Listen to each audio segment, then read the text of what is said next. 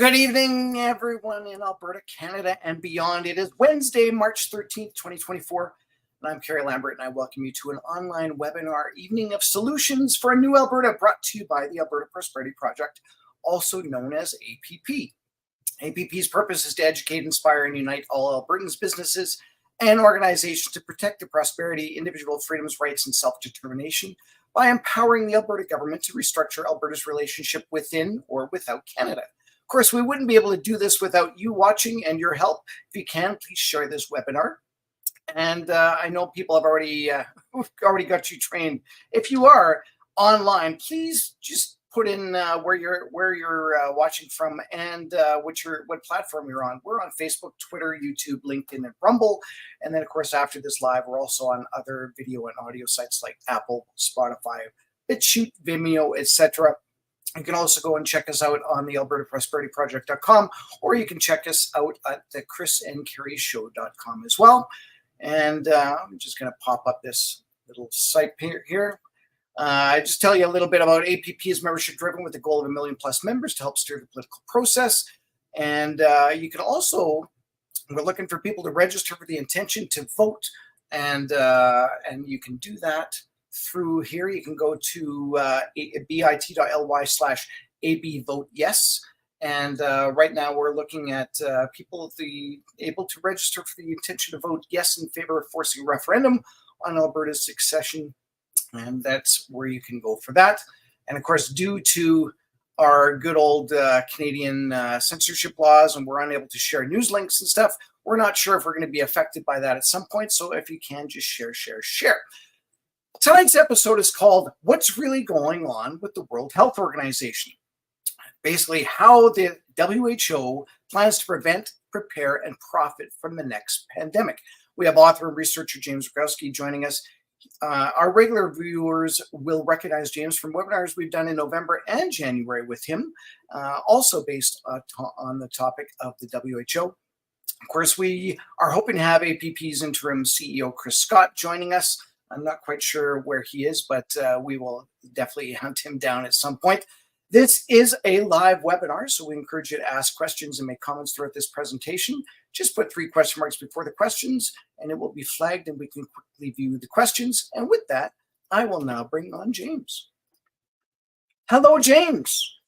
Hi, thanks for having me. I appreciate the opportunity to share the latest with you and your audience. It's absolutely the latest again. So we had you on in November. We had you on in January. Here it is in March. Now, don't take this personally, but I actually hope we don't get to talk to you again because it seems every 2 months there's something that's going down. And obviously you've come up with some more stuff. You're an independent author and researcher. And the nice thing is that you're able to look into the stuff that we as busy Albertans are unable to do that. So maybe just introduce yourself a little bit again for our viewers that maybe don't know who you are, and then we'll probably get right into the conversation. Well, I actually live in California. I'm going to be 64 years old in about a month and a half or so. So I don't think you want the whole 64-year-long story. I've made quite a number of friends in Canada because actually folks, in Canada are far more organized, I feel, than in the United States. We're all over the place doing all kinds of different things. I stumbled upon a document. I was doing research into and had just published a monstrous article more than 2 years ago about, at the time, what was the proposals and the ideas of a pandemic treaty. Mm-hmm. I think it was March 24th of 2022, so almost 2 years ago, I published this huge article about what they were talking about and thinking about and planning. And 4 days later, I got compelled to wake up at 4 a.m. I find myself searching on the internet. I thought I was done with that article. Mm-hmm. And I found a document, on a blog. It said, "Oh, we found this document." I click on the hyperlink, went down the rabbit hole, and I haven't gotten out since. What that was an official document from the U.S. government, not on an official government website. Mm-hmm. And in fact, it never made it to any official U.S. government website that I've ever been able to find. But it was on somebody's blog in Geneva, and it was amendments to a totally different thing, which are the international health regulations. And maybe I did this joke with you last time, so it'll be a repeat. But I asked people, what were you doing when supposedly they landed on the moon Mhm. in July of 1969? Yeah. Because at that same moment, all of the delegates from the WHO were attending in Boston their 22nd annual meeting. And that's when they adopted, I think, illegitimately, something called the International Health Regulations. So, what I had found more than 2 years ago was, or I'm sorry, almost 2 years ago, um, was a proposal to amend this 1969 regulations, Yeah. totally different from all of the discussions about a new treaty. And still to this day, people can't seem to compartmentalize that there's two separate things going along. Mhm. And so hopefully we can talk about this and keep them separate, because almost everybody has mingled them together, which Yes. has caused everything to get mangled. Yeah, that's right. And so, boy, I'll start with the amendments because that's kind of what I've been talking about now. Sure. Uh, what happened with that document that I found? It was only like 13 pages, and there were a handful of amendments that the United States had proposed, and they did the right thing to a certain degree in that it's supposed to be submitted 4 months in advance of the yearly May meeting. So they did that. Okay. And in the 4 months from January to May, Yeah. the other nations got a chance to look at what the Biden administration had proposed, and they said, no way. And it never saw the light of day in the meeting. It was Okay. kicked to the curb, never, it was on the agenda, but they never even brought it up that I know of. It just, they said no. It was Mhm. very, very clear that that was not going to go through, so they didn't even bother. Okay. What happened was, quite frankly, astonishing, and still practically nobody's talking about it. Illegitimately, the United States, United Kingdom, a handful of other nations, in the middle of the assembly, submitted a new batch of amendments, which violates Article 55 that said you got to give 4 months' notice. Mm. And then, even more outlandish, on May 28th, 2022, they published a document saying that they were adopted, but they never had a vote. So, we've dealt with stuff in the United States about, I don't even know if you can say it on half of these platforms. If you just say election integrity, they go Yeah. crazy, Yeah. right? Well, they didn't even have the vote. They just said they did. Wow. Okay. And so 18 months later, we finally did get Rob Roos, who is a member of the European Parliament from the Netherlands, along with 11 other members of the European Parliament, sent a letter to the WHO Director General Tedros. And they said, well, we're looking and we're watching the video from the meeting where you said you adopted these and you never talked about them. You didn't vote. Could you send us some evidence that there was a vote? Mhm. Silence. Since November, so November, December, January, February, almost 4 months now, just Okay. silence, Yeah. right? They never voted, but yet they put out a document to all the nations saying that the amendments had been adopted. Mhm. And so you go, all right, if they're willing to do that, what else are they willing to do? Well, they've done a lot of corrupt things through the years. Fast forward, in addition to those amendments being illegitimately presented and fraudulently said to have been adopted, they started a process where they asked all of the nations to submit amendments, whatever nations want. They were working on it, shooting for this coming May. So more than a year and a half ago, they're like, okay, we're shooting for May of 2024. And by September 30th of 2022, 94 nations all told put together 197 pages of amendments, over 300 different amendments to a 84-page document. Yeah. So needless to say, there's some changes being considered. They kept that secret from the end of September until December of 2022. Then it became public. I've been reporting on it ad nauseum ever since. Yeah. Yeah. But the negotiations have been completely secret this whole time. We know what was originally submitted in October of 2023. They had a meeting and they said, you know what? We're not going to meet our deadline, which was January 27th. They Yeah. clearly knew that they had a deadline and they clearly stated that they weren't going to meet it. And then they went on to conspire and say, yeah, whatever, nobody's going to notice. And so they ran right through that date. Yeah. Nothing was presented. They had a week long series of meetings at the beginning of February. And on the last day of February, they're negotiating and they have the document that they're editing and all that sort of stuff. Well, I didn't find out about it until just last week, but someone in one of the 400 relevant stakeholders, which are non-government organizations, foundations, what they call civil society organizations, all kind of interest groups. Yeah. One of them apparently got a hold of the negotiating text and put it up on their website. I was actually searching last week for a new version of the other document, the treaty, and I stumbled upon the negotiating text for the amendments that, you know, this should be like wow news. Yeah. Okay. I didn't hack anything. I didn't have it wasn't whistleblown, it wasn't leaked. One of their people just put it up on their website and I downloaded it. Okay. And so it's substantially different than, as you would expect, than the 300 amendments that were a year and a half old now. Yeah. Um, but I'll be happy to go through the top 10 things that I found. Yeah. And so, Let's do that, because I know, is that also on your Substack? if you go to rejecttheamendments.com, anybody can find it there. Let's Rejecttheamendments.com should I get actually you right, have that. right there.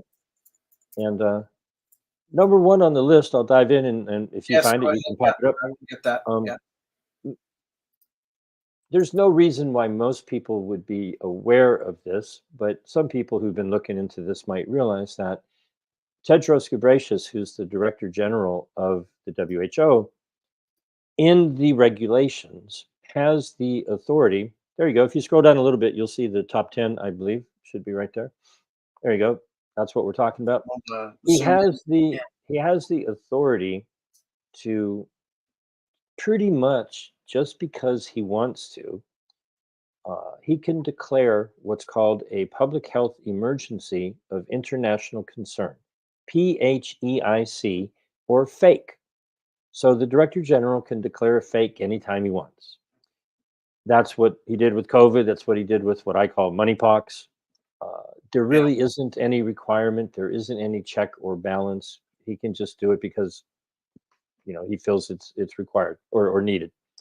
Well, they want to increase the spectrum, and even though the bar is so low that he can declare a fake anytime he wants, they get like 30 over 30,000 notifications from all of the different nations, about 100 notifications a day, like one of every other country, one out of two countries on a daily basis around the world calls up the WHO and says, hey, we got a little strange health issue going on here.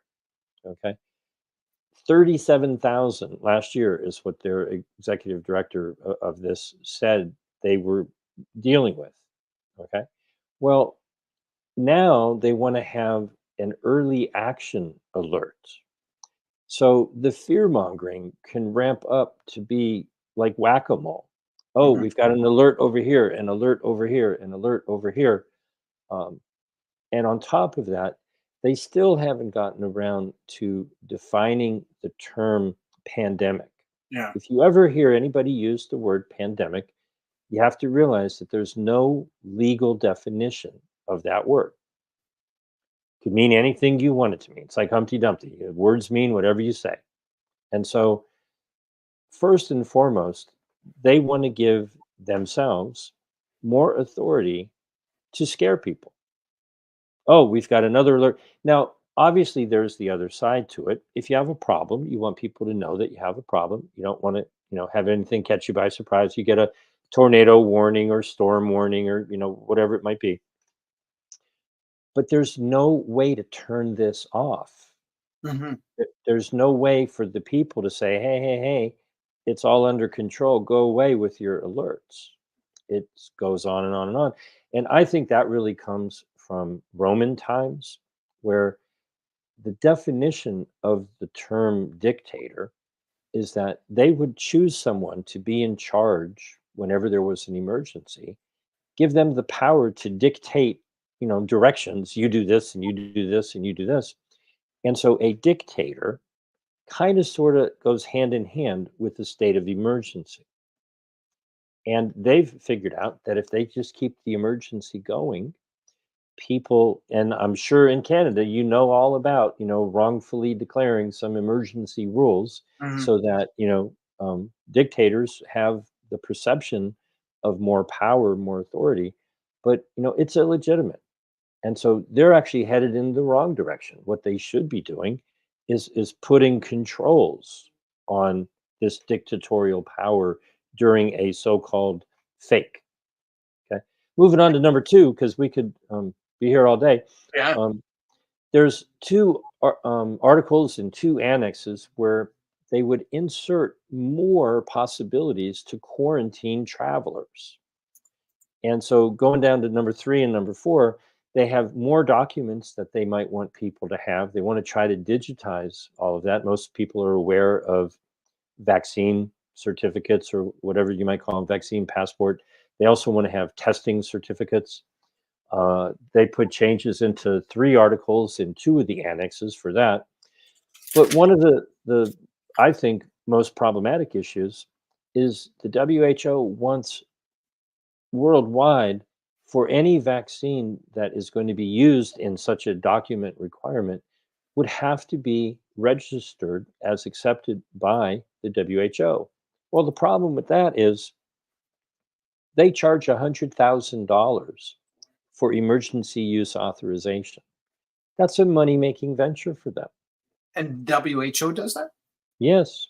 And so one of the issues here is how in the world would we ever, ever, ever allow again requirements for emergency, use authorized injections that could not possibly have been, studied long enough to Hmm. determine what the problems are that they might cause. Yeah. So rather than learning anything from the last 4 years, they appear to be going on the idea that, well, we got away with it over the past 4 years. Let's see if we can enshrine it into international agreements. Moving on to number five, the language in this article is very strange. They talk about making non state actors have to follow whatever the government health policies are. And when you look at some of the other language that is in this 59-page document, they talk a lot about embarking and disembarking, getting on and off a plane, on and off a cruise ship, railroad, Yeah. Yeah. train, whatever it might be. And so while they don't come out directly and say it, and so what I'm about to say could be seen as speculation. I like to, define where I'm just talking about facts. And you can go read them yourself. There was a strange number of changes where they were crossing out the word maritime and changing it with the word ship. And Really? Okay. okay, Yeah. so imagine you're on a cruise ship. Well, they have a manifest, and the conveyance operator, these are the terms that they use in there. A conveyance is any kind of transportation, an airplane, a ship, Mhm. car, bus, whatever it might be. They would be obligated to make some sort of declaration on a form that no one on the ship who would be disembarking is contagious. Well, how would they determine that? They might require people to take a rapid antigen test. Mhm. And if you don't, come up with the right answer, into quarantine you go, because what we're dealing with here is international travel. Now, we've got as porous an international border as you could imagine. But when people come in properly, you go on a cruise, you come into port, you disembark. Imagine having to go to customs and hand over a rapid antigen test that, Mhm. if you don't have the right answer, your vacation is going to be a little different than you planned. Mhm. All right. And so they're very, very vague on all of that. But if you put all of the pieces of the puzzle together, um, they seem to be headed in that direction. Um, with surveillance, number six, that doesn't necessarily mean cameras and audio recordings or GPS on your phone tracking you, that kind of thing. Yeah, yeah, yeah. They're doing all of that stuff. What they mean is surveillance of pathogens. And the best place to find the scariest pathogens generally is in excrement. If there's some poop somewhere, there's going to be some kind of pathogen, bacteria, whatever it may be. And so in the United States, they're taking samples of everything you could imagine. They're monitoring on the CDC website. They have wastewater surveillance. Yeah, and they do that in So, Canada here too. The yeah, wastewater is a big thing. Yeah. yep. And so wherever you might imagine looking for pathogens, they're not responding to outbreaks where someone is getting sick, and they take a swab from the mouth or the nose or whatever from that person. They want to go deeper into, looking for pathogens that aren't necessarily causing any problems. Looking in your chicken coop bedding, for some kind of bird flu, or, on a farm, if you've got pigs, they're worried about swine flu, or hospitals, or the local, depending upon who I'm talking to. I tell people in Australia, you don't got to worry about disease X. It's going to be disease K, some Yeah. kangaroo, virus, or koala, or whatever. It might be some moose or beaver, pathogen, or maybe up north some woolly mammoth is going to melt out of the tundra, and there's going to be some ancient, virus that's caused by global warming. They're looking for a problem, because what they want to do in the other document is set up a system where they're looking for pathogens that they can profit from. And this is what number seven is. They mentioned it a couple of times in the amendments.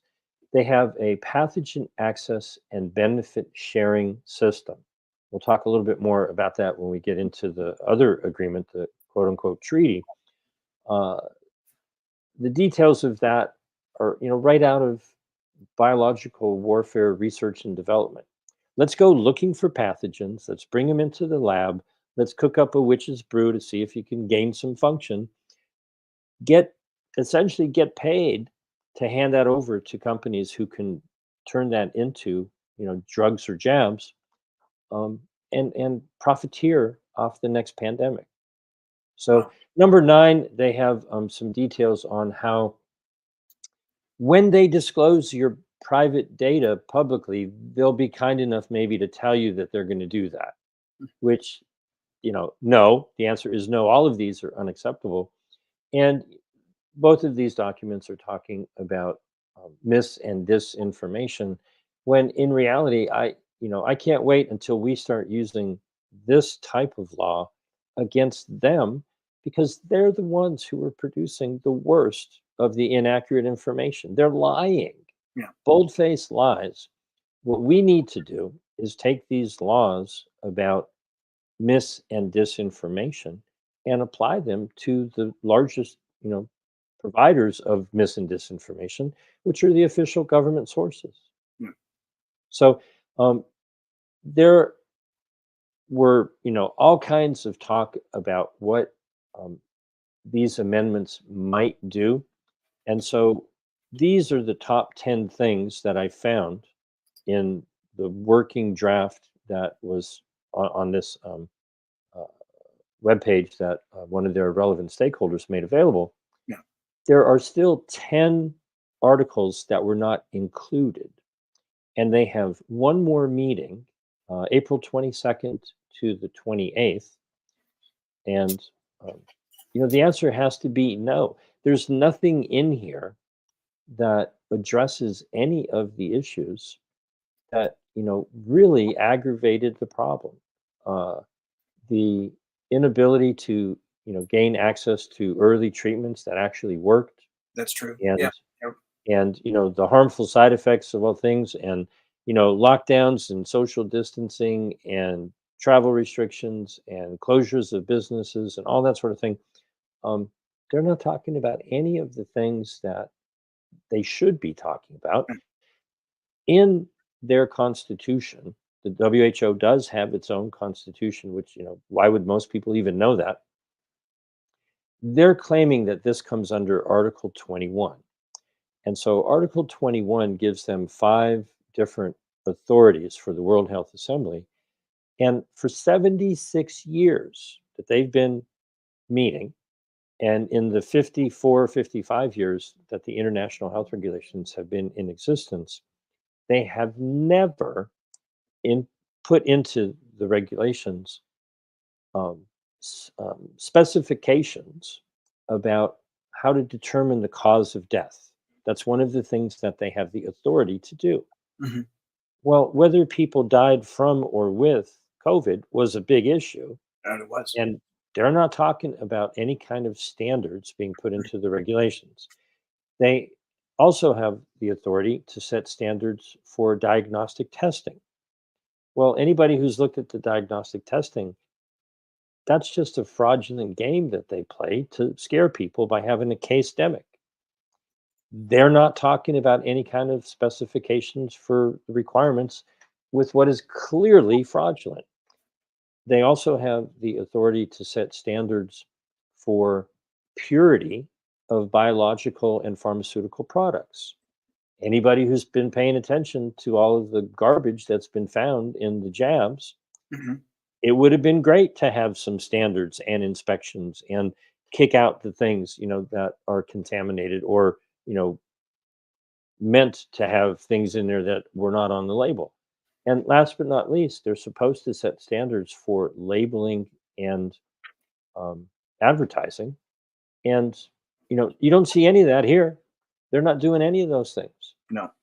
They're doing, Well, this they're doing, looking at it, it looks like it's a really good business model in terms of just um, you know the resources that are needed in order to implement all this stuff, the amount of money that's needed, the amount of labor in order to do this, and yet there's not really anything in there in terms of it's going to help our health, right? It it's would gonna be if, help.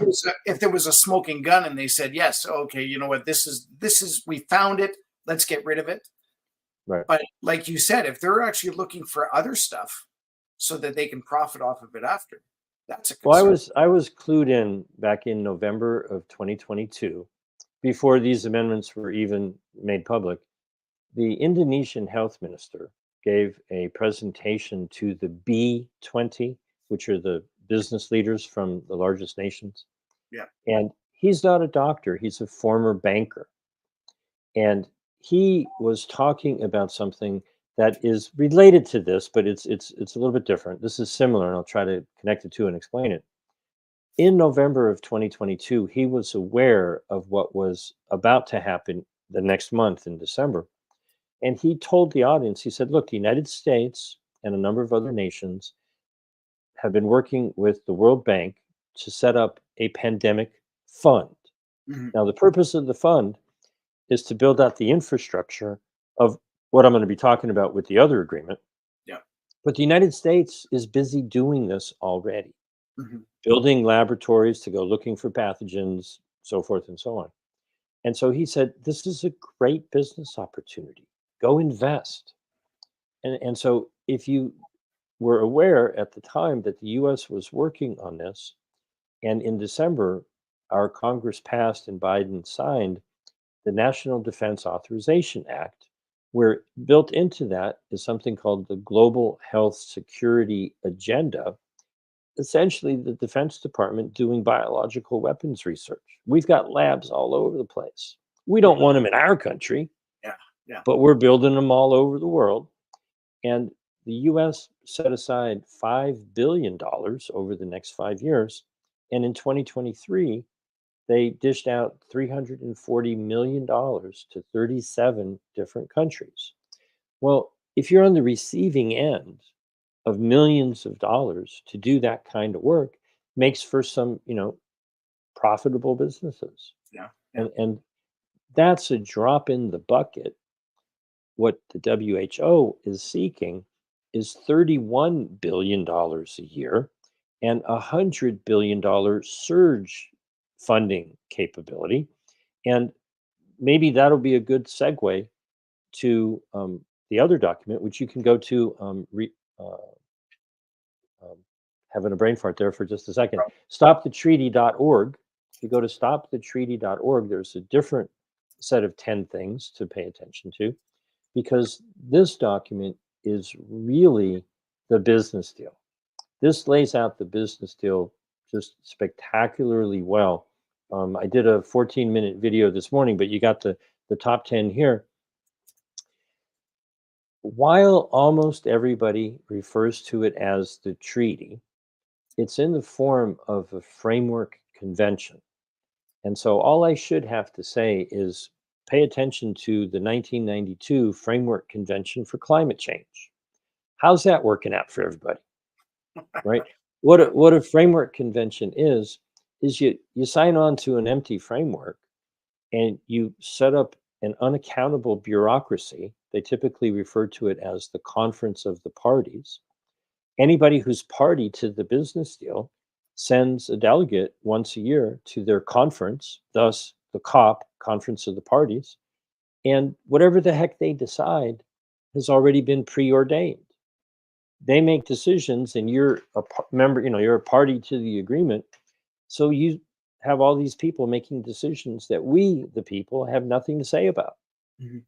Now, they've been doing that since 1992 with climate change. And look how that's working. Yeah.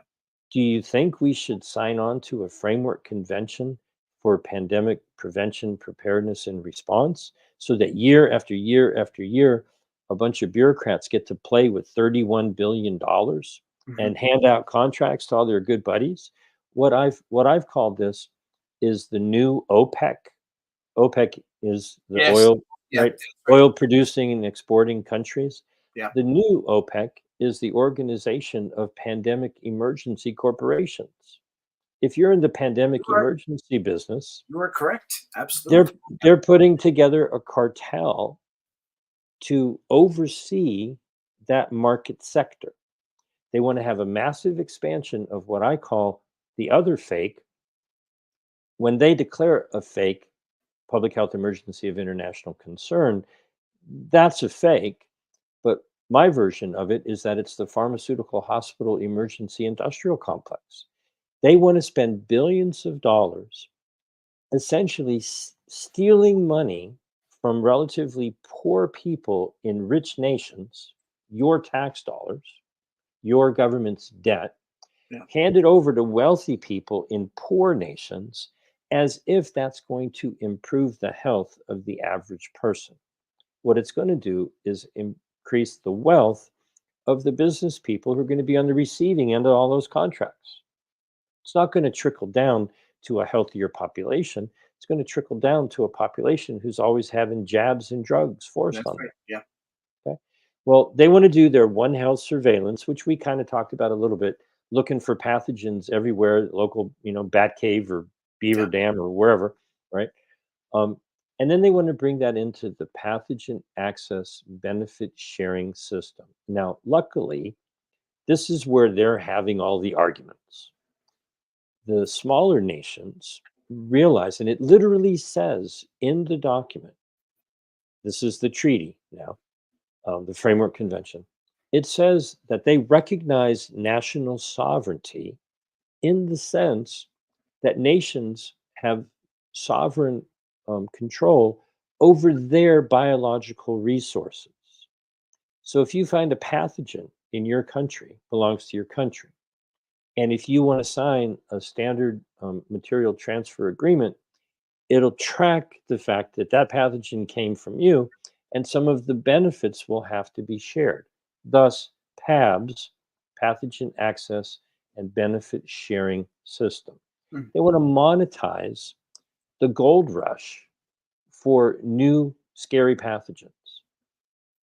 And when nations would go looking for gold or silver or oil or natural gas or whatever, if you could go back to 2020 when the genetic sequence that purportedly was the Wuhan Institute of Virology 1 virus Yeah. that got a name change because that was incriminating, um, and became SARS-CoV-2, even though it was barely 80% similar to SARS-CoV-1.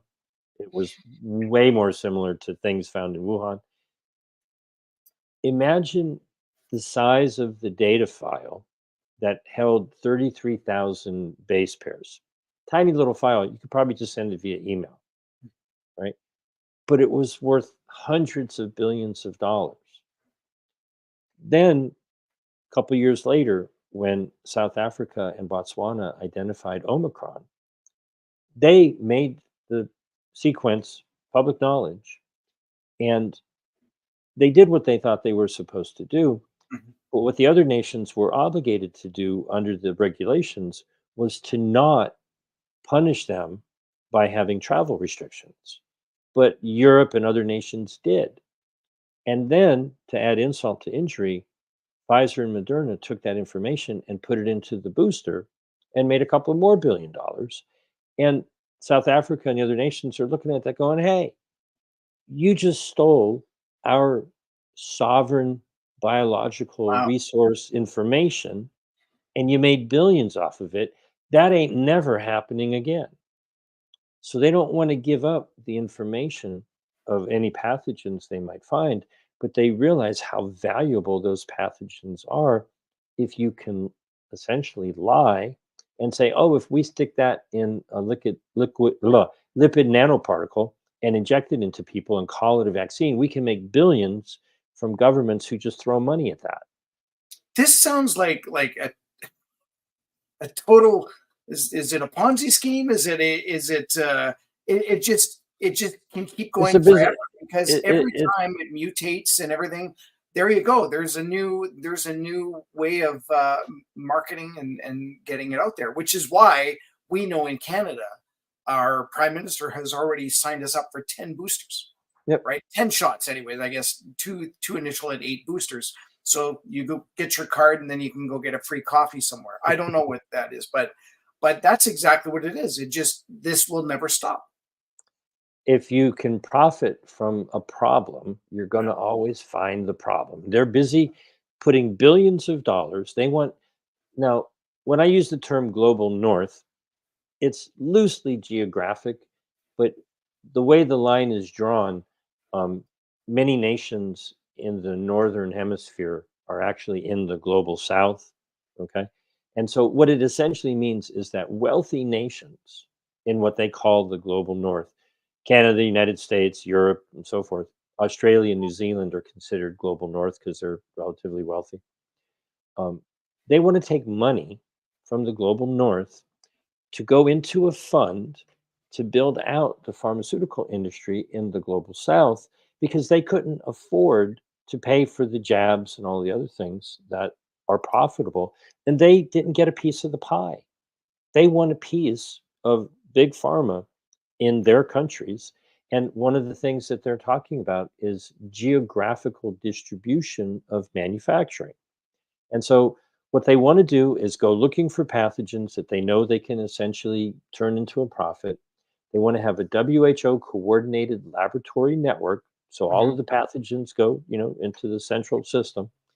They want to speed up the regulatory approval of drugs as if it's not being done, too quickly without any kind of real studies being done already. But they want to put the WHO in charge of a global supply chain and logistics network. And so Tedros Ghebreyesus said in a speech a couple of weeks ago that just in one region in Dubai, the WHO has a 20,000 square meter distribution hub. Wow. That's like 4 football fields. Yeah, that's huge. Yeah. So imagine if you were in charge of the worldwide distribution network for pandemic related products, and just in one of your 6 regions, you had a hub that was 4 football fields big. How many contracts could you dish out to your cronies? Yeah. Now, this isn't what many people have been talking about. They don't care what happens to the jabs, whether you inject them or not. That's up to your country, your city, your county, your local government, and your little tiny dictator tyrant who Yeah. says, oh, the WHO sent us all these wonderful jabs. You got to take them. They don't care about that. Once they get the contract and it goes out of the warehouse and they're paid for it, what you do with it, that's up to you and your local, dictator. Okay.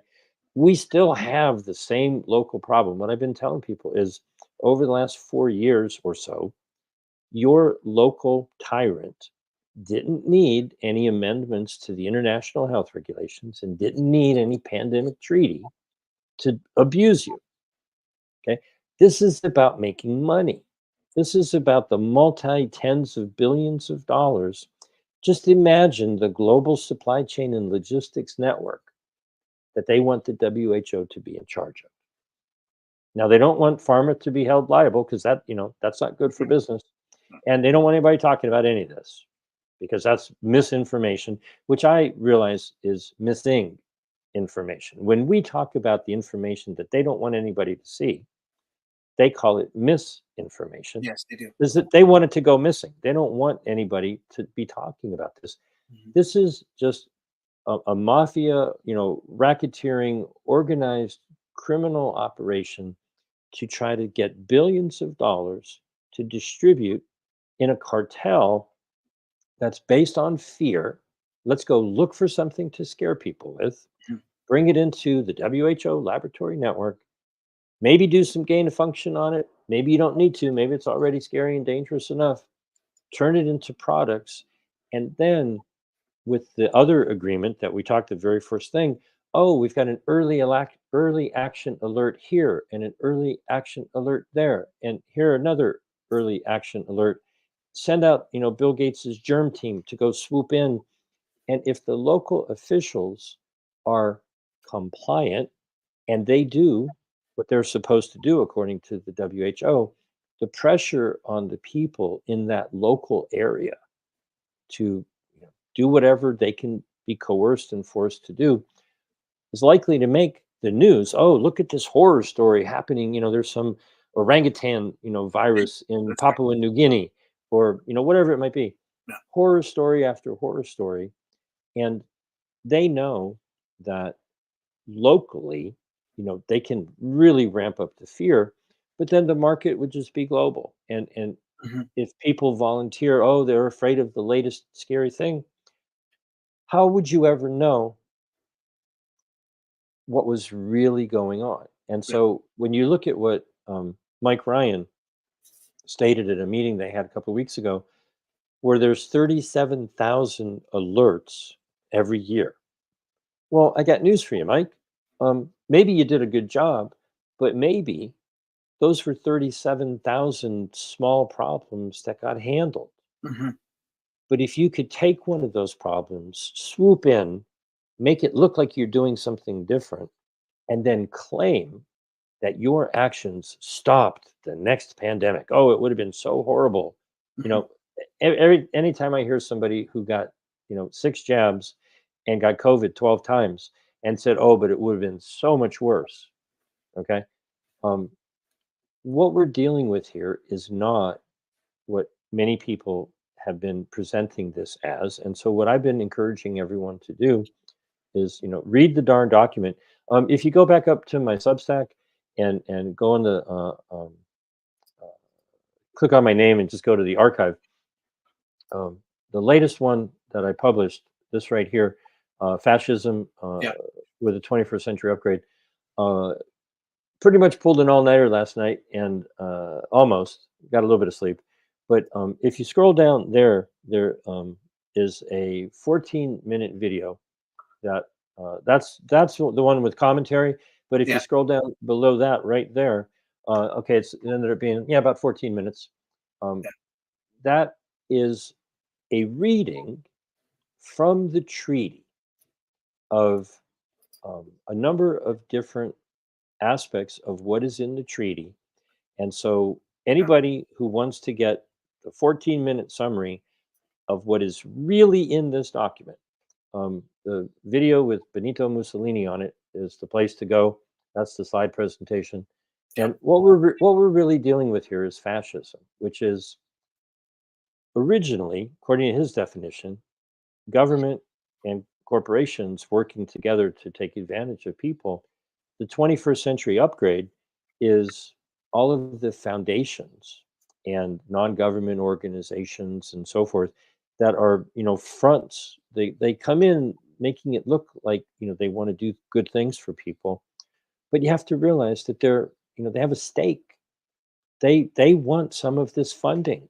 Hmm. And so if I told you that a person I met, a multi-billionaire, was coming over for dinner, and he told me he was in a really generous mood, right? And I asked you to come on, sit at the table. Why not, right? Hmm. And so what these negotiations are is a feeding trough. They know that money is likely to be thrown around in the future. Everybody wants a piece of the pie. It's not about your health. It's about how do they set their friends up in business in the future. And if you look at it that way, and you read the document, and you watch this 14-minute video, I think it becomes obvious what we're dealing with here is not people who give a crap about your health. Hmm. Um, they want to transfer wealth to their neck of the woods. I'm just going to put your Substack up on the page here again, just because everyone should, after this, by all means, please go and watch that 14-minute video. I actually did download the video of you actually speaking it, Mhm, or mhm, and you're right, it's 14 minutes or whatever, and I think we can probably make better use just talking about mhm. what's going on with it rather than to get into it. So you have a little bit of homework out there. You viewers, you have to go and watch this thing after, and then you can still add comments to this. Of course, we do post these, and they are perpetually on Rumble and Facebook or wherever else we happen to post them.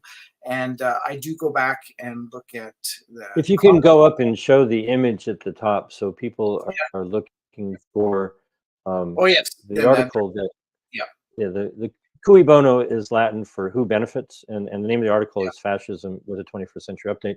But who benefits is not a question; it's a statement. The yeah. That's WHO, great. Yeah, they don't want to be in charge of telling you that you have to get a jab or any such thing. yeah. There are aspects of that, but what they want is to be in charge of the flow of all of the products and the contracts. Yeah. So if people are talking about anything other than money and the fact that they want to set up this global, distribution network, um, what they're dealing with here is organized crime based on fear, and Hmm. the parallels to the mafia are just too obvious, just way, Yeah, way, way too obvious. yeah.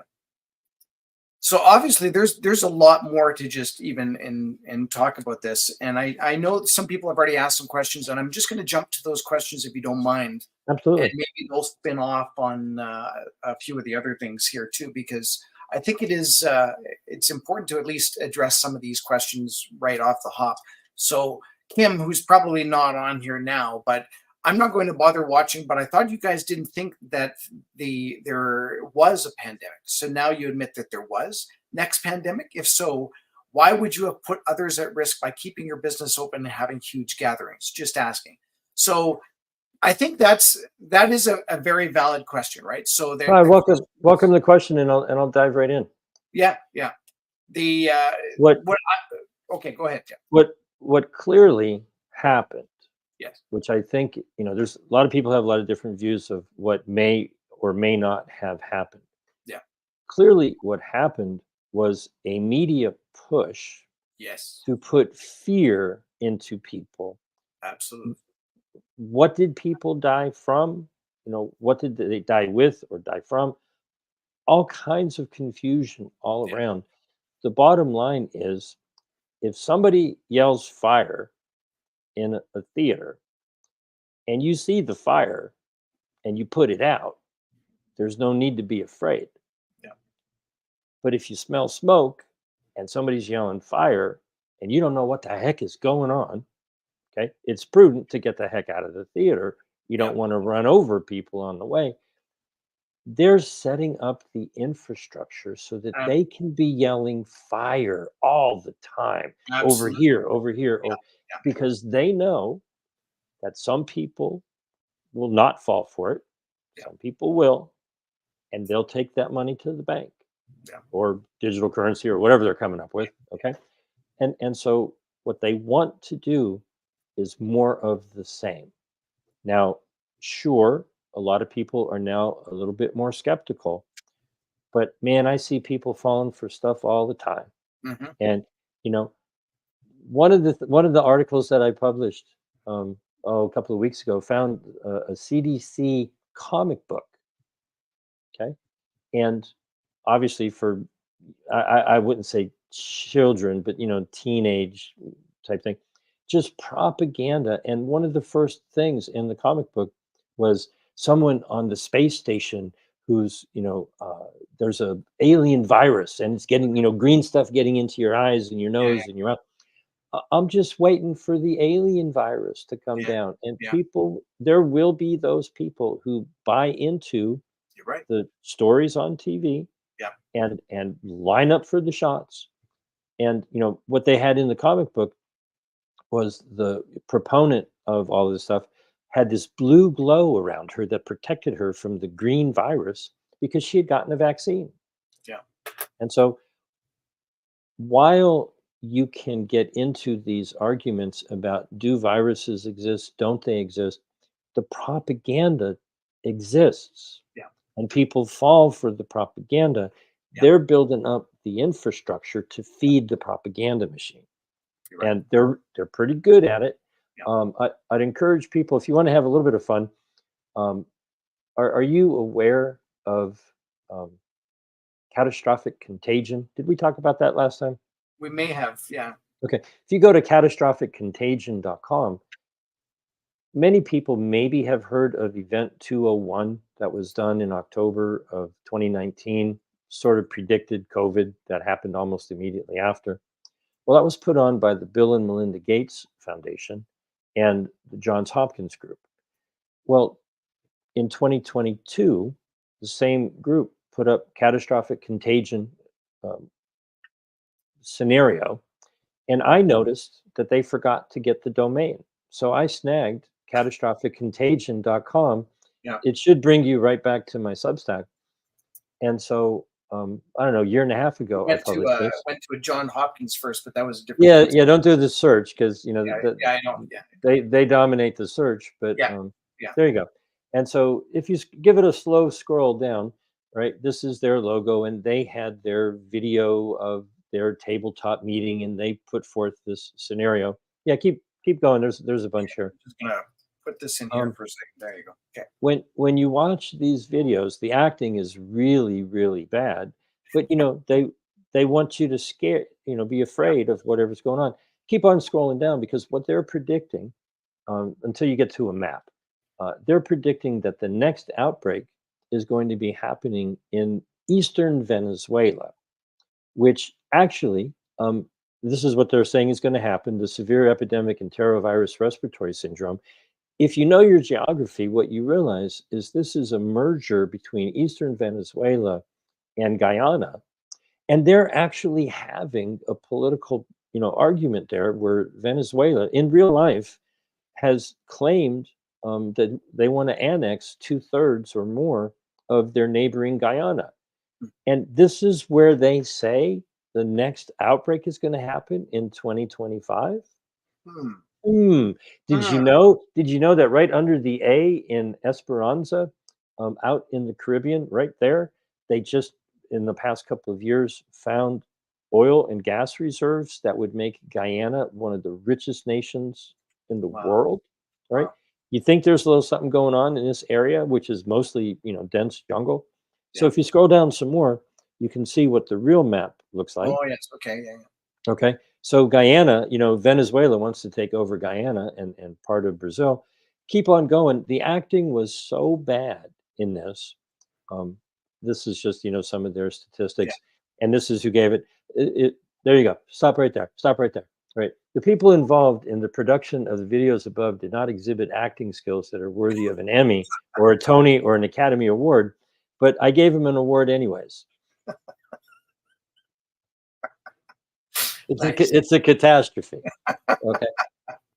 And Yeah. so, if people find this when they go looking for catastrophic contagion, you got to have a little fun with it. Yeah. Okay. Yeah. But this is what they're predicting for 2025. Let's Wow. all pay attention and see if they try And it. see if it happens, and if it does, then we knew that this was going to happen. And is it manufactured? Is it, because that's always the big thing. So what I wanted to get back to Kim's initial question was, but you guys didn't think it was a pandemic. And again, right off the hop, Well, James, you it- said, what is the definition of a pandemic? it's whatever they say it is. Exactly. Yeah, and so Right. that's the issue. And so I think I understand where the person's coming from. Yeah. Yeah. And probably if we sat down and had a beer or a cup of coffee or something, probably have great agreement. But here's the point. What a lot of people like to do is say, oh, there wasn't a pandemic, there isn't any virus. Yeah. That allows them to go and sit on the couch and say, oh, I'm not worried about what these jokers are doing. Yeah. But what these jokers are doing is building up the infrastructure to control every aspect of the pharmaceutical hospital emergency industrial complex. Yeah. That if we continue to allow it to get bigger and bigger and bigger, Yeah. they'll keep playing these games. Now, Yeah. I'm not going to fall for it. You're not going to fall for it. But the forces that push us and won't allow us to live our lives, if we allow them to get stronger and stronger by just taking the easy road and going, it doesn't exist, I'm not going to worry about it. Well, put your head back in the sand. You can get booted in the butt because that's the perfect position. Yeah, that's right. Yeah.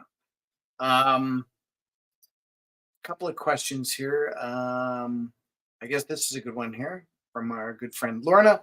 Is this agreement going to attack our personal rights and freedoms in relation to our bodily autonomy and or refusing something that will harm us? Your local government did not need these agreements to do that. Yeah. In the treaty, very clearly, the answer to your question is a very clear no.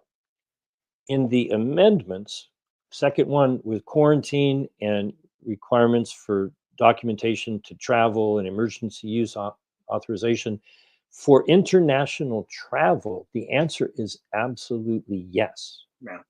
And Oh, so yes. you have to distinguish between the two documents. Yeah. But the biggest offenders that are going to have an impact on your life are your local tyrants, your crime minister who, Yeah. oversteps their authority. Yeah. And they say, oh, but the WHO said something. Okay. Well, it's very clear in the amendments that your not just you, but everyone's Yeah. federal government has the authority to deal with international travel. Now, it's insane that, both of our countries, our borders are wide open. Okay. But when someone Well, comes in, I was going to say, but they weren't during the pandemic, right? They did well, close them. And I know specifically, like, we had a hard time even going down to the States the because, official, if you do it properly, yeah, yes. If you just walk across, it yeah, seems fine. yeah, But the point is, federal governments have the responsibility to control their borders. yeah, And they do that at ports of entry. And so if you read the amendments, there's a lot of stuff in there about having facilities at ports of entries and ships and yes, yeah, conveyances and documentation and all that sort of stuff. So in the amendments, there's serious restrictions about international travel. Now, that is not going to necessarily translate into your situation inside your country. Yeah. Your politicians have done all they needed to do to trick people into handing over their rights Yeah. internally. Okay. Now, on the other agreement with the Pandemic Treaty Framework Convention, what has happened is many people have taken the information that is in the amendments, which have been super secret, and inappropriately transposed it onto the Framework Convention. Well, I can't speak to Canadian law, but I think it's going to be very, very clear. In the United States, in our Constitution, anybody listening from the States, pull out your pocket Constitution and look up Article 1, Section 8, Clause 3. Mm. That's the Commerce Clause, which essentially says that the federal government has the authority to regulate trade with foreign nations. Well, if you look at what is in the pandemic agreement, it's a trade deal. It's setting up a logistics network and pathogen access and benefit sharing. It's not about you. It's about them making a lot of money. Yeah. And what other entity other than the federal government would be involved in a international trade agreement? Okay. We need to push back against what they're doing, Yeah. because do you want your money to be taken away from Canada or the United States or wherever you may be, to be used to build out the pharmaceutical hospital emergency industrial complex in low income nations, Mm-hmm. to jab those people so that they can profit? The point of this is that because they got these two separate things going on, people have gotten them all mixed up. And we need to aim at the target accurately. Yeah. This is a money grab. The treaty is a money grab, trying to get billions of dollars from poor people in rich nations to give it to rich people in poor nations with the propaganda, oh, we're trying to help the world, while all of the money's getting siphoned out into contracts to put products into distribution hubs, so that they can scare people into jabbing them up. They don't really care if they get jabbed up. That's good for business too. They just care that the contracts get put in place year after year after year. Because these things spoil, they go bad. You got to keep buying them. You got to keep putting them into the. You don't need the pandemic if you have the idea that you gotta be ready for it. Yeah. So you got to have 20,000 square meter facilities in Dubai filled to the brim with whatever kind of garbage you can get contracts to deliver. But we know how big this giant machine is, because not only is it um, an organization like the WHO that we actually just can't pick up the phone and talk to. We also have our government. We have the bureaucracy. We have anything dealing with trade. We've and it's overwhelming as to how do we even get out, and how do we stop this? How do we do this?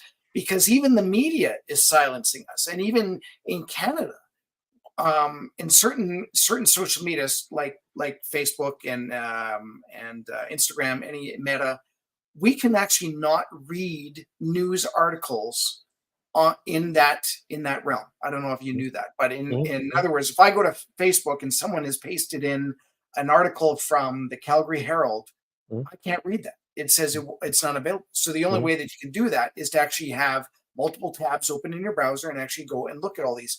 But the problem even with that is we're getting filtered news from these conglomerates, and there's no way they're going to even bring this stuff up, because according to them, it's either not newsworthy or they're not getting paid enough in order to report on it.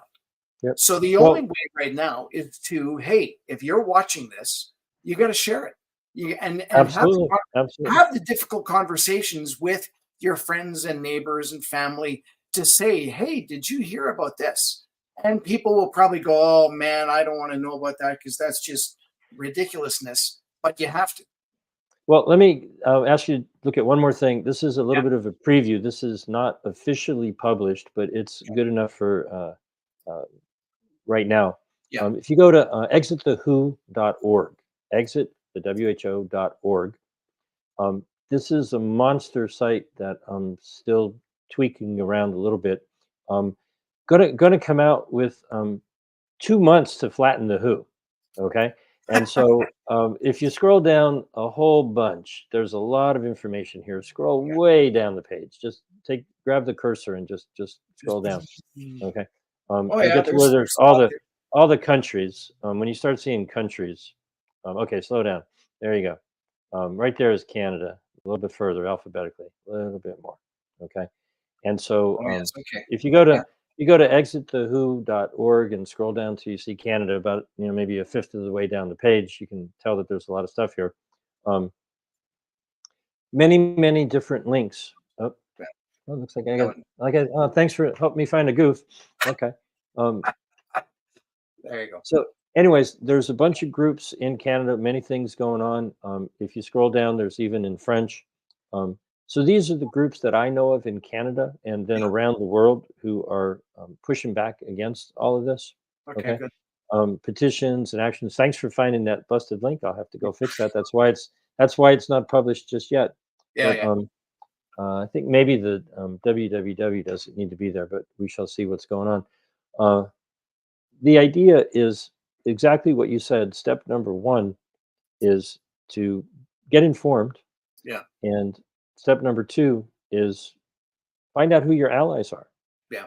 And if you click on the next link down, Freedom Rising, I don't know if you're familiar with Freedom Rising. That'll That's let you go. Just click on advanced. That'll let you go there. You got a browser issue there. My old browser does the same yeah, thing. yeah.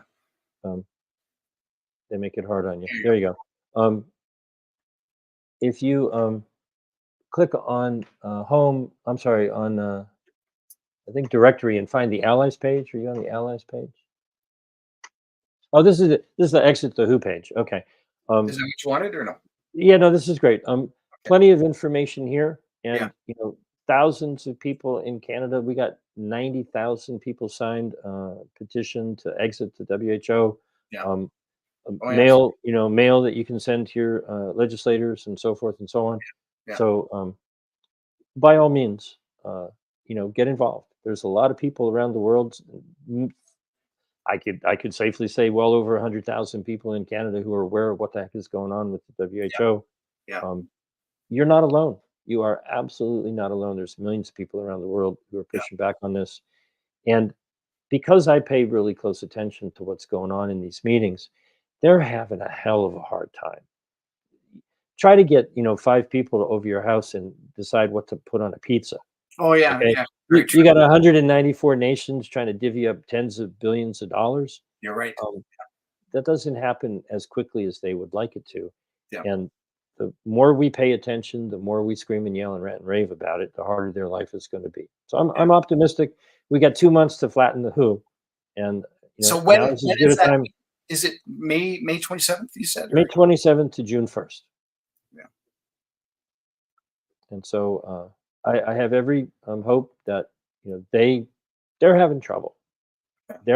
They're not able to reach agreement because they got little crime bosses arguing with big crime bosses. Everybody wants in on the game, but nobody wants to give up what they have. Yeah. And where are they going to find the money? That's the bottom line. Why in the world would any poor people in rich nations want to give money to rich people in poor nations? Yeah. Yeah. Doesn't make any sense. The answer is no. Yeah. If there was some miracle drug, if there was some life-saving something, kind-hearted people all around the world be like, oh yeah, I try to help you out. But to distribute more toxic poisons Mhm. to people who dodged the needle the first time, Yeah. it's insane. It's evil, it's insane. But when you put it together and you go, well, they're just greedy and they're trying to get more for themselves, Mhm. that's evil. It makes sense though. If Yeah. you think it's about health, you can't find any sense in it at all. It's ridiculous. Yeah. But when you cui bono, who benefits, the WHO would be put in charge of this distribution network and all the contracts. Yeah. They don't want to control your individual life. they got your own local government people to do that. They want to control the money. Yeah. So that kind of is a follow-up in question with Roger asked, do provinces have the power to make decisions on not being involved in the treaty, or is this something the federal government has authority over? Very good question. And when you actually see what these documents are about, okay, Yeah. does your province have control over the money that you Yes. pay in taxes that your federal government would hand over to the fund that would pay for all of this investment around the world? Does your province have a right to control the border and put people in quarantine when they come and go? You're right. Okay. Yeah. Yeah. This is not about you Yeah. and your doctor. This is about them wanting Yeah. to do international trade and control the logistics and the distribution and the research and development and the money. Yeah. Okay. And the international travel aspect of it is where it would hit you if you tried to go somewhere. And when you got there, you get off the cruise boat or you tried to, but you didn't pass the rapid antigen test and Mhm. your vacation turns to crap. That's right. Yeah. Okay. And Yeah. so it's not what many people have been thinking it is. It's worse in many ways, but you got to aim at the right target. And Mhm. since these documents are now available, um, now we actually understand what it is they're trying to do. And the Mhm. answer is just really simply no. Yeah. And ultimately, get the heck out of the WHO and the United Nations and so forth. But in the short run, it's always local, Yeah. right? The person Tedros isn't going to come knocking on your door, No, that's right. Yeah. right? And he Yeah. doesn't have an army. But if your local quote unquote officials are drunk on power and they're trying to fearmonger you, Yeah. oh, they found some crazy pathogen in Indonesia, so you've got to do something. Yeah. No, I don't think so. I Yeah. don't think. And it's interesting that you brought it up that way because Jeff asks, are they looking for ways to find you with a negative result? Or basically, I guess you would say a positive result to get more dictatorship rule. In other words, would they up the cycles on the pathogen test or anything like that? Well, they're likely to not be able to do the PCR because it's a time-consuming thing. They're likely to do the rapid antigen test type of thing. But Yeah. what many people have found is that laws have been enacted, passed into now statute that are abominable.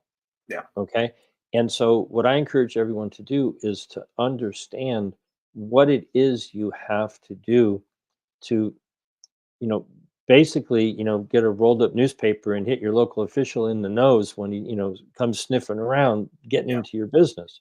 Yeah. And the laws that allowed local government, there has been pushback. There's been some court cases that Trudeau overstepped his authority, but where's the penalty? Hmm. I mean, how can you be so blatantly in violation of the law and still be in the position in the office? Yeah. That needs to change. Yeah. And so around the world, laws have been put into place that need to be evaluated by people in each location around the world to push back on local tyrants because they're the Hmm. ones who did it to you over the past 4 years. And they're the ones who'll try to do it to you again if you let them. Yeah. Lorna asks, kind of what we just talked about too. Would the province collecting their own taxes be able to withhold funds to the federal government so that our tax money does not get passed on to the WHO? That's kind of the way you explained it there, James. And I would say, depending on how we structure ourselves going forward, because I mean, the way it is right now, our tax dollars, our federal tax dollars go to the federal government and then they disperse. So in other Right. words, they would be dealing with the WHO on a one-to-one level, right? You know, when you dig in and you find, off the top of my head, I could be wrong, Yeah, but in 2022, I think Canada donated $85 million to the WHO, and that wasn't their obliged payments. Okay. substantially less than that. I did an article back in May of last year.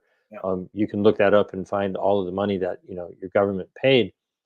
The problem in the United States is every time I know I just said it for the ease of conversation. Yeah. I said Yeah. tax money. Yeah. Nobody's using your tax money anymore. Mm. They're just going into debt. Now, I don't know the Well, situation in that's true too. Canada, but It's in the United States, it's just, your great great great grandchildren will never be able to pay this off. you are correct. Yeah. They've figured out that if they want money, they just touch a couple of keys, go into debt, and boom, they got all the billions of dollars they want. Yeah. That's what they're trying to tap into. Yeah. Okay. And so, the WHO wants tens of billions of dollars to play with. Yeah. And they're not going to make anybody healthier. They're going to make their friends wealthier. That's right. Yeah. Health and wealth. Isn't that amazing that they both And, to touch on Lorna's very specific question, boy, isn't that how it should be? Mhm. Oh yeah. You know? Yeah. Yeah, and so here's another question. Beth basically says, "What do we know about the agreement between Alberta Health Services, which is our provincial health body, and I'm going to say the World Economic Forum, but I'm also going to say the World Health Organization, World Health Agreement, that part too." So, from what you know about how it works in the States, James, the state itself doesn't talk directly to the WHO or doesn't talk directly to the WEF, right? Well, one of the things that, I think I skipped over when we were talking about the amendments, number 8, Yeah. what every nation currently has, all the way from 2005, when they did the amendments back then, every nation has in their health department, most likely, what they call a national IHR focal point. It's an office that is supposed to communicate literally 24/7 with the Mhm. WHO. If there's anything going on that's out of the ordinary and fits certain criteria, they're supposed to give an alert to the WHO. That's where they would get all these early action alerts. Well, one of the proposals in the amendments is to add an additional piece of bureaucracy called the National IHR Authority. So that would be a new bureaucracy in Canada, in the United States, in every country, that would be given the legal authority in your nation to make sure that you're in alignment with whatever the heck is in these amendments. Now, that would most likely be international travel and all that other sort of Yeah, stuff. yeah, And so the problem is the lack of transparency. I'm sorry, to address Beth's question, what do we know about the agreements? This is the problem. yeah, Um, I put in a freedom of information request yeah. for the working text of the amendments that had been hidden for a year. I got a message back after waiting for 30 days. They said, "Oh, you're number 2,731 on the list. We might have that for you in 9 months." I said, Wow. "Well, the assembly is It's in 2 months, right?" And I went out and found it. Okay. So, you know, the point is really the bigger question is what agreements are there going on that we have no idea even that exist? is very true. That is And very true. that's what this pandemic treaty is really all about. Yeah. The WHO and or the conference of the parties and all of the details. When you watch the video that we talked about, the 14-minute video, Yeah. you'll see the opportunity Go for back to that. just rampant corruption. Yeah. And if you've got $30 billion a year to dish out to be prepared for a problem that you're looking to find, okay, um, is there any opportunity for corrupt activity in that kind of a situation, you Mhm. think? Yeah. And are we going to ever get to see any of those contracts? No, you're right. Um, again, this is such a big topic and it's tough to put together in an hour and a half. So if you are watching, please, you've got some homework. And I try to make it easy for everybody. I give everybody my Oh, phone number, this, right? and you're right, and this is awesome that you were able to do this. I'm just going to go to your your X, your Twitter, and right on there it actually does say, "Hey, let's talk." And there's James's phone number. Give me a So if phone call you want to anytime. call, I'm in California. yeah, If I don't pick up the phone, I'll call you back as soon as I can. Leave me a text message or Signal or Telegram, WhatsApp, all the same. yeah, Uh, I don't spend a whole heck of a lot of time on Twitter because they don't play nice with Substack. I do most of my work on Substack, yeah. and but happy to connect with anybody. And if you have any questions, I don't know everything, but I'm deep down the rabbit hole with this. I could probably answer most Yeah. of the questions regarding And this. again, we've said it whenever we have a guest on to talk in these webinars, because of course we have such a limited knowledge, and then we bring our guests on, and it's like, wow, we have so much to learn. And I want to thank you for being able to be one of those guys that's you've just decided that I'm so interested in this. I'm going to find out as much as I can and get out and tell everybody that I can. And there's a Well, I've couple of been people who actually asked, have you been on the Shadow Davis I show? haven't. I Okay, haven't. Yeah. If so you go to a older article, yeah, there's a video that we did okay, just before all these documents came yeah, out. So yeah, thank you for that, and that was great. yeah, Uh, because and so and there's I've seen you all over the place on the internet, so you are getting out there and talking. So that's well, I keep telling myself I want to get out of the who and on with the new, and so hopefully in June we'll be able to come back and say, oh, this craziness has passed. What is it? What is it we want in yeah, the world? We obviously don't want them to be doing this. yes, Right? you're right. The last thing we need is for billions of dollars to be stolen from, our tax money or debt money or whatever you want to call it, to feed the beast of big pharma Yeah, in nations that, quite frankly, avoided the problem. Right? They're not really coming for us; they're coming for our money, so yeah, they can go jab up the people they missed the first time around. you're right. Yeah. So if anything, share and get involved. We say that all the time, and the idea behind the Alberta Prosperity Project is to kind of waken people up and educate them as to what is going on in the world and how it affects Canada, and specifically how it affects Alberta.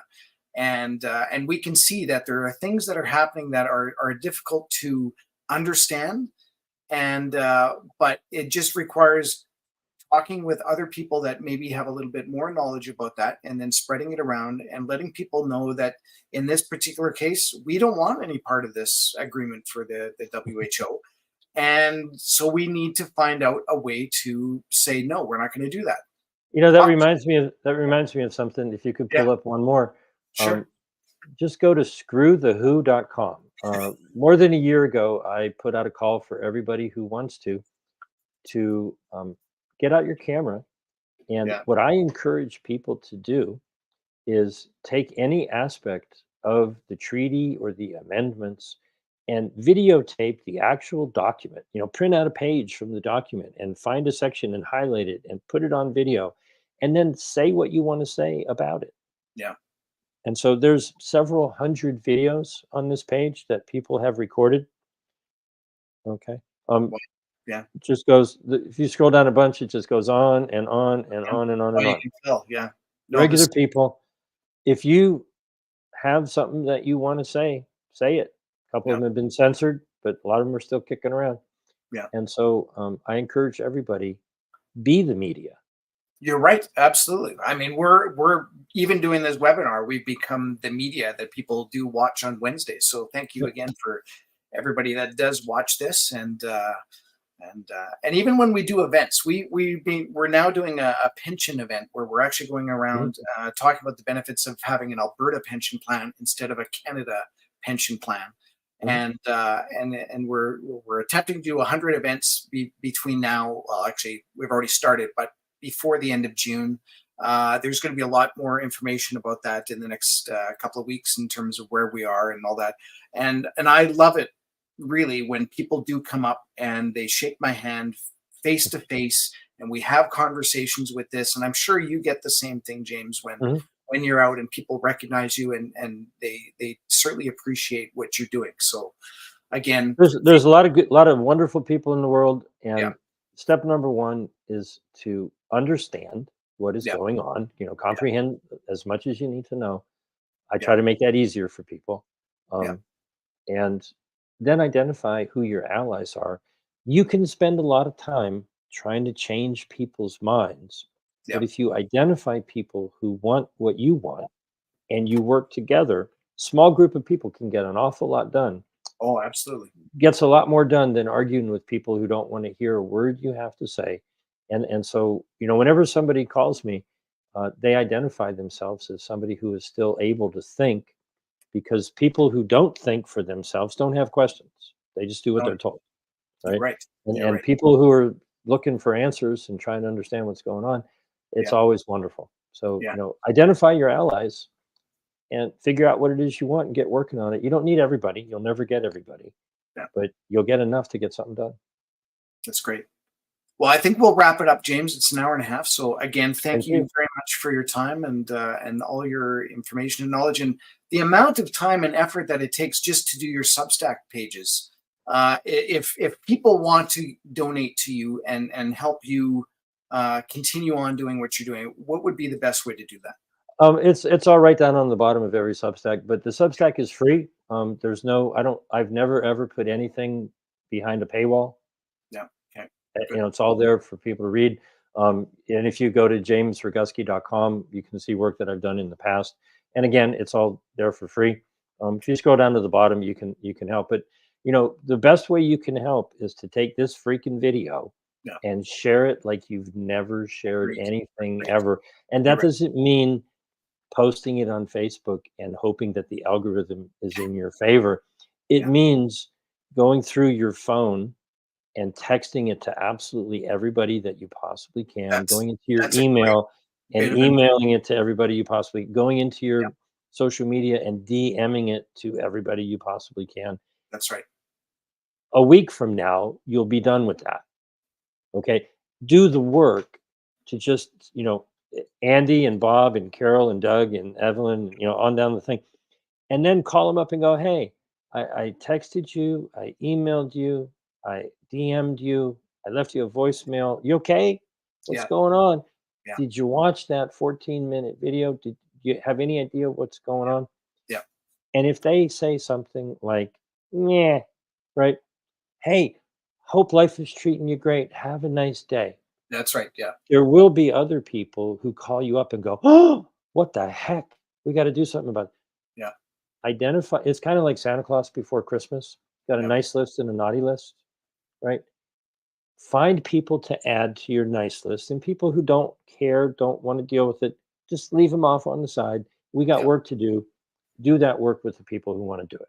Yeah. I'm just looking at where is that 14-minute video again? It's on the latest article, the Cui Bono, Okay. latest article on Substack. The And then what do you to do? Where is it here? You should just be able to click on my name on the top of Substack, and it'll get you to the archive or the latest. Yeah. Just There you go. okay. If you click on that, and there you go, Click on. fascism with a 21st century upgrade, and scroll down a little ways till you There you see go. Benito Mussolini. That's what I wanted to. Yeah. I just wanted to make sure that, and I'm going to actually post that again in the Yeah, the comments. link. Yeah, the link to the video should be right below the video, I think. Okay. Oh, yeah, it's right here. Yeah, There you go. perfect. Exactly. That's the one I'll like copy and paste. There it is. It's live TV here, people, so you can see what's going on. But That's basically their business plan. yeah, And that's crazy. get government money to set up a cartel of, I call it the Organization of Pandemic Emergency Corporations. Yeah, yeah, And if you think about it, if you were writing up something for a business school and you were defining this business plan that they have, oh, let's just scare the crap out of everybody and get government to make money out of nothing and give it to us. You'd get laughed out of school, but son of a gun, they made it work. amazing. And they're just trying to do it again. Yeah. Wow. All right. Well, we'll wrap it up. Thanks again, James, for coming on. you. And maybe we'll see you in another 2 months. Hopefully, it was wonderful news. Yeah, but well, I was going to say, would it be better to see you again before the May 27th date, or would it be better after? Probably it'll probably be getting interesting. Hopefully we'll have some good news. Their house of cards is crumbling, and so anytime you've got That's a true. spot, I'll be there. You're right. Excellent. Okay. Well, thanks again, James, and hope to see you again soon. Well, there'll be plenty of good things to talk Oh, about. and there in the will be. future. No matter what, we're going to see you again. So All right. with that, Okay. again, thank you everybody for watching. Share, and we will see you guys next Wednesday. Next Wednesday, I'm just going to let people know. I wrote it in my notes here. Next Wednesday, we have Stacy Bula, who will be talking about UNDRIP, which is the United Nations Declaration on the Rights of Indigenous Peoples. And there's lots of information, including what's happening with our land in Canada. I'm not quite sure if that really impacts you in the U.S. You may have heard of UNDRIP. Have you heard of UNDRIP? Well, I know a lot of folks in Canada were talking about it. Okay, Absolutely. So that'll be next Wednesday. So something else to look forward to next Wednesday. All right. Thanks again. And everyone have a great night. And we'll see you guys again soon. Thanks.